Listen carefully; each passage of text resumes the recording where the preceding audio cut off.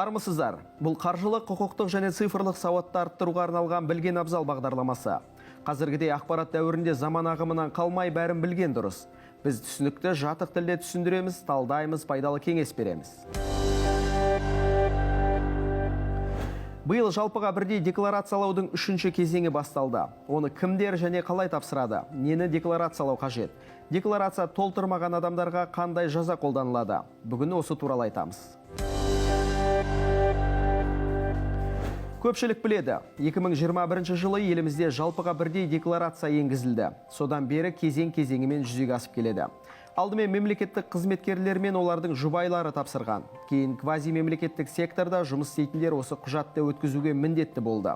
Биыл енді жеке кәсіпкерлер, заңды тұлғалардың басшылары, құрылтайшылары мен олардың жұбайлары тапсырады. Бұл шамамен 4 миллион адам. Жалпыға бірдей декларациялаудың мақсаты әділ салық салуды қамтамасыз ету, әлеуметтік саясатты жетілдіру, жеке тұлғалардың кірістерін бақылаудың тиімді тетігін құру, және сыбайлас жемқорлық пен көлеңкелі экономикамен күресу. Аталған декларацияны биыл алғашқы рет тапсырған кезде мынадай мүлікті көрсету керек.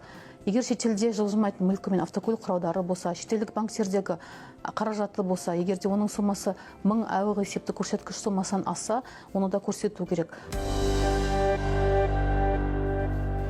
Егер жеке кәсіпкердің немесе заңды тұлғаның Қазақстан аумағында үйі, көлігі бар болса, оны декларацияда көрсетудің қажеті жоқ. Өйткені ондай мәлімет онсыз да ортақ базада сақталған.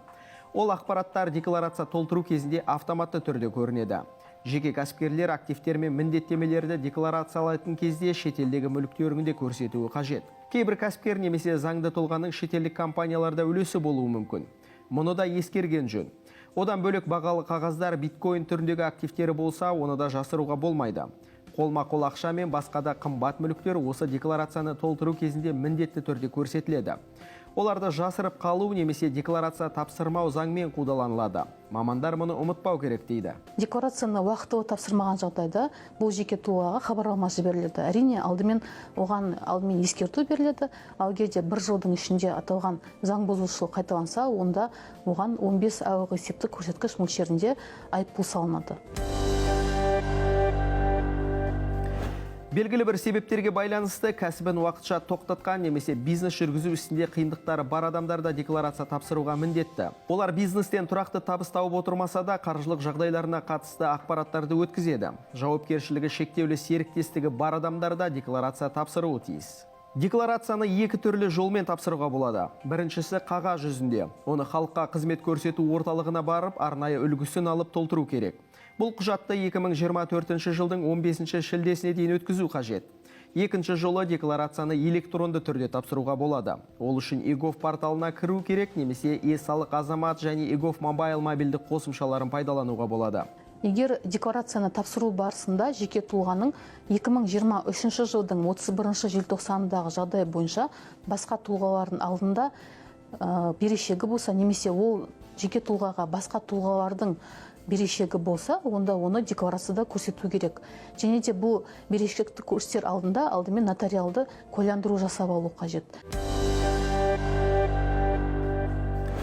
Мемлекеттік кірістер комитетінің өкілдері, егер сіз декларация толтыру кезінде қандайда бір мүлікті тіркеуді ұмытып кетсеңіз, қосымша декларация тапсыруға болатынын айтады.